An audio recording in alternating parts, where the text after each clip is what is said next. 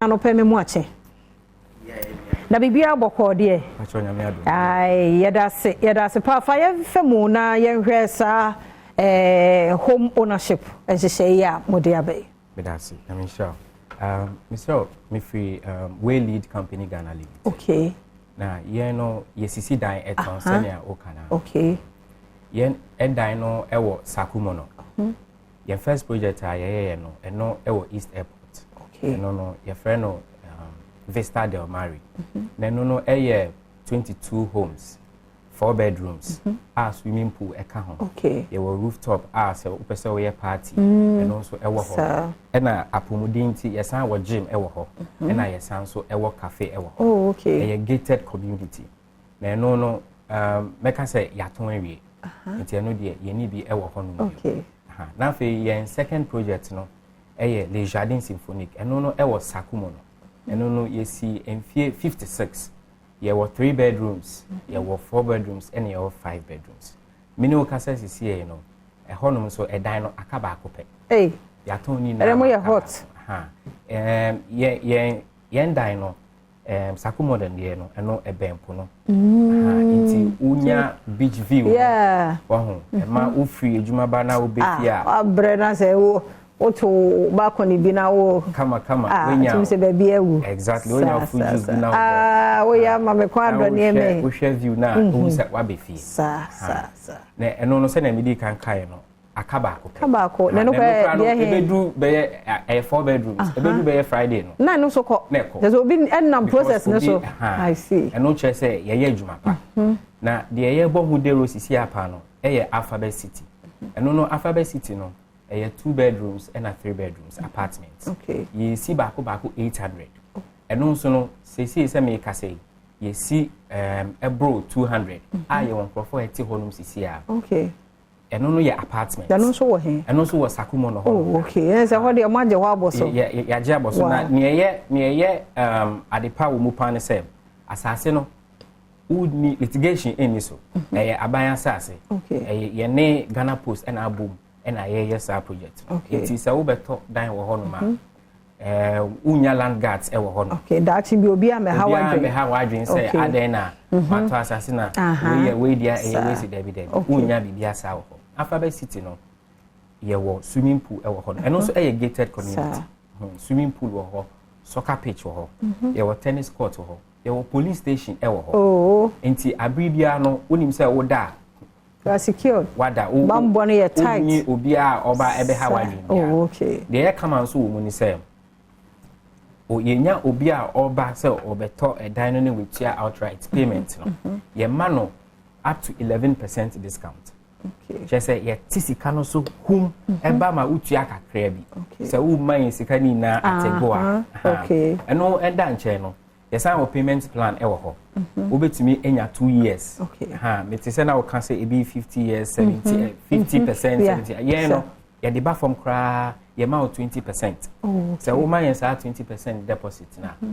Na fe no, ya ma payment plan. So obetumi etua ne aka no. Bosumi bia na se bosumi mi ense bia. Ana se ne wo an so wo hwa ebetumi aboa wo no. Obetumi do payment plan na ba na ya hwe aka no kama. Eno nso da nche no. Yes, our mortgage options ewo ho. Say we see kana wo no sisi ya no untumi ntwani na but ubetumi afole on a mortgage company ama umetwa say kana ma wo and also ewo ho no nti baby biara obi a ohwe yen Waylead company ya ba say ye beboa ama obi a enya baby atena sa ye beto akamre ne kakra bi mama company ni din ne wo contact sebe ya ahwefo nso ebenya basho en company ni di no Waylead company Ghana Waylead company Ghana Limited we no WAYLEAD ebomana basho Waylead company Ghana Limited. Okay. Ye wo obetimi ye wo social media ye wo number no pansa. Okay. Nti ye number no sesi a wo friend ya 0240 0240 111 119 119 0240 111 119. Okay. Obetumi so afre 0544 944 944. 0 sesi enusu bim 0544 944 944 ofre eno so a obenya ye afen so ye wo Instagram Waylead GH ye wo TikTok ye wo Twitter ye san e wo Facebook ye wo senior project no e koso no ye di bibia eto social media bibia opese ohu bia at any time no ha o share obehu ye wo hono afen so okoyen website waylead.org honom no obetimi achati ye WhatsApp so amunum honoma obenya reply ama you have some okay and then I say yes some of them ho Badwam Habitat Fair 2023 because emu adwuma na moye no your young guys almost epese omu live cool omu ye adwuma ti so omu do omu ho bebo dia ense bibia ye ti nyame adoma ebe ho stand ho mo ho yo ti bibia ni ho ye fancy ha ho I'm sure papa anti Waylead company for na ye ne wo mo di enkomo no okay enti no Adom TV Badwam na uguso hwe no na Franco Trading Enterprise phones papa efi ene eho Black Friday no asase enti 13th ye nra na 13th na asase enti Friday bia ye Black Friday wo Franco Trading Enterprise phones papa fee de obeto bia no wo 40% discount product no so say your mobile phone, say your air condition, say your fridges, say your speakers, washing machines, television. Bibia your tongue Franco Trading Enterprise no so say Black Friday na shasia from 13th to end of November. Tishano so ne do Friday be and why fast. Na wakwaje 40% discount niema mabobo so ya obetoi.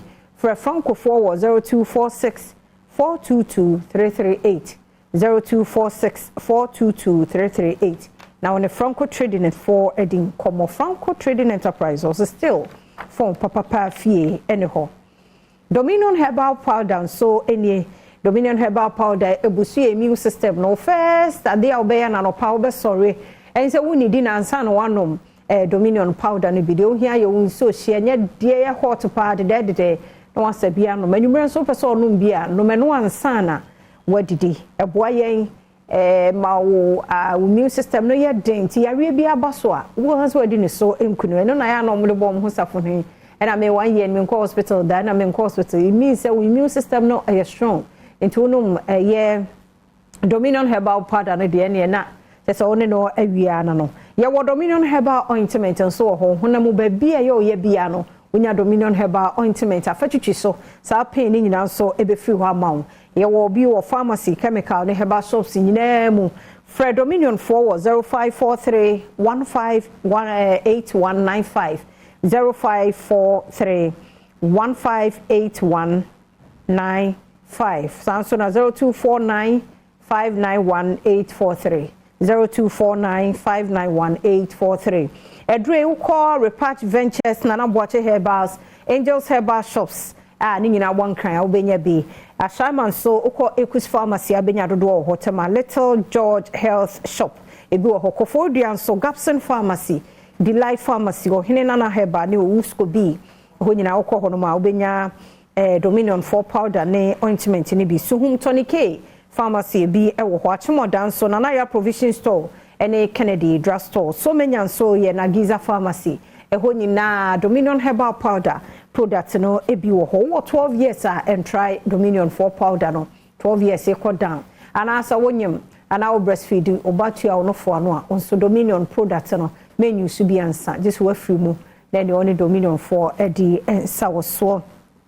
ye do mo ase wo mo adaroma na medofo abena afia medofo afia nyako a ma me nyako abro no ma papa bi Mrs. Akowa Roslyn Akowa ene wa wo do ba pa nyame hira papa nyame nyo kese o ma osumfri adom nkwa adom ontre wa hiem na onye o kese wadwuma mu bibia wo ye bia do nse som no enye hira ewade ma wonyini hu wo ma no emma wo ma nyini so menye ni pa kese no mo hwa wo ne wo busua nyame hira papa wadi fremu wa fie be mu ewade nkoso ama no enye hira na wa wodai tie nigesem na ebebo wadwen so happy birthday Roslyn Akowa Mrs. Nyamishao Nat also ye camera technician ene ya wawoda Nat happy birthday nkɔmɔ nyamenye okese kosi sɛ obɛyɛ kese pa unshraw ma woni nkwamen ɛwɔ asase so